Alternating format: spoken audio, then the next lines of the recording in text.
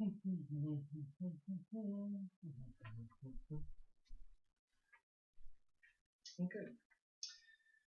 Okay, as a parent myself, and also I'm sure you have friends that have kids, brother, or just coworkers, things like that. I mean, I'm sure you've seen this little scenario play out. The kid's doing something wrong. Parents sitting there yelling at them, "Stop doing that! Don't touch that! Don't do that!" Of course, the kid doesn't. It doesn't phase him. And it doesn't phase him until that parent goes over there and grabs the kid by the arm and spanks him on the butt. Proverbs 13, chapter 24. He that spares the rod hates his son. He who loves him is careful to discipline him.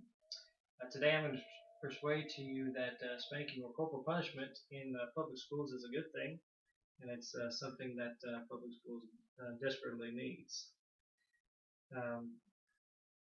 Just to give you another scenario, we've all had that bad grocery store trip.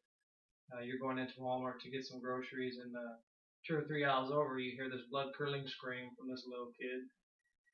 You probably hear it the whole time you're at the grocery store until you finally run into this kid with his mom. He's probably screaming his head off because there was a toy or a piece of candy he didn't get, and he's sitting there hitting his mom. Walked right by, and I'm sure you're probably 90% of the people that see this, they all think the same thing. That little kid needs to get his ass beat. And if you don't think that, you're not being very honest. As a father myself, 2 boys, and also being a high-strung kid myself when I was little, I was spanked. I think spanking, and in school I was given slots. Corporal punishment, I think, is a good thing. It promotes discipline, self-respect, and self-reliance. Corporal punishment is a positive repercussion for bad behaviors in schools. I believe that kids who are spanked are more productive, more grounded, and they are more respectful. But let's go into the problem that we're really facing. Kids today are a lot more disrespectful. I can't tell you why exactly that is, but there seems like they're really anti-authority. In schools right now, they're given in-school suspension, or they're supposed to share their feelings with a counselor or something like that. In-school suspension, I mean, they're out of school the whole day. It takes them out of class. They're missing the lesson, probably maybe even getting backed up on schoolwork. I don't know. I mean, just let the principal, like in my day, the principal would say, "All right, you know what you did wrong, right?" And I'd say, "Yes, sir." He'd say, "Okay, assume the position." You'd put your hands on the desk, bend over. He'd pull out this paddle with holes in it, and he'd give you 3 licks. It hurt. It helped. You didn't want to do it again. That's what needs to happen. 2014 CNS.com article, 209,800 teachers were assaulted physically in 2011, 2012. In 2007 and 8, it was only 156,000. That's over a 30% jump. Talking doesn't always work. It doesn't. I mean, at home you spank your kids. 2015 ABC News poll, as far as Southerners, 65% of them support spanking their kids. 65% of Southerners, they spank their kids. But only 35% of them support corporal punishment in public schools. That to me is ridiculous. I mean, if it's good enough for your kid at home, why isn't it good enough for your kid at public school? I don't understand that. But there are solutions to these problems, which brings up to the first point.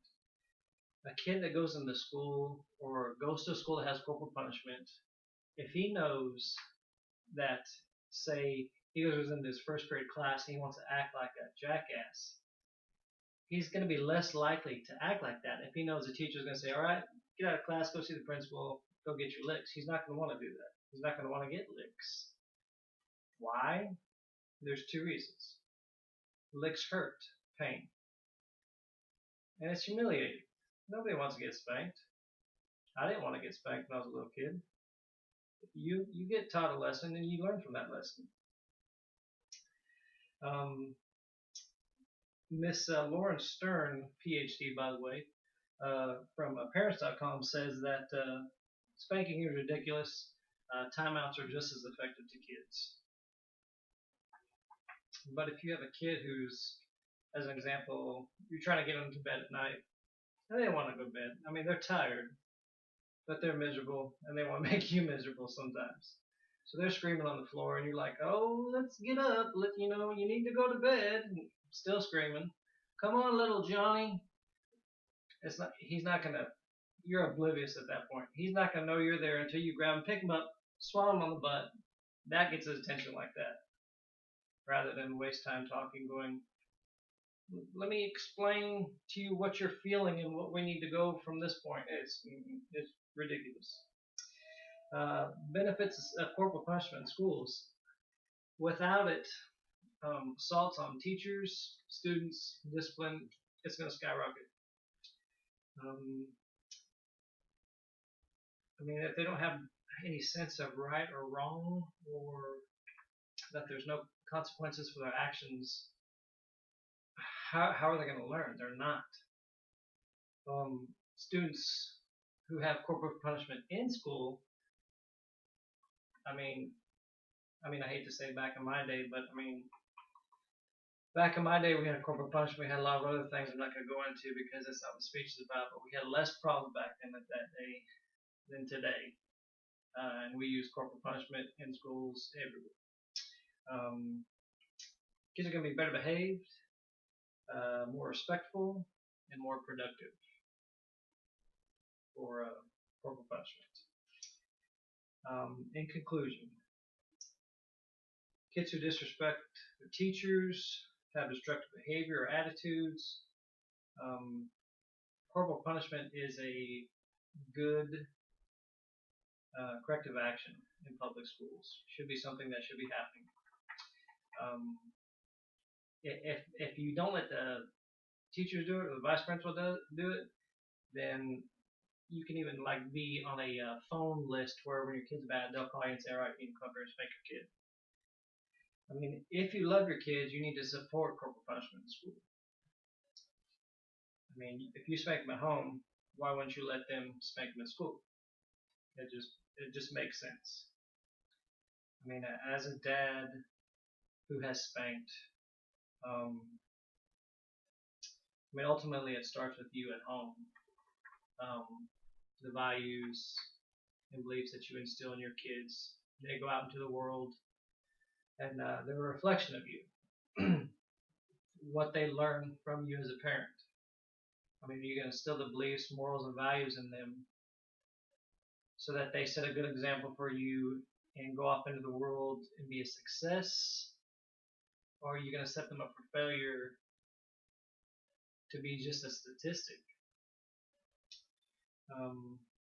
Proverbs 29:15. The rod of correction imparts wisdom, but a child left to himself disgraces his mother. Corporal punishment is a good thing. Thank you.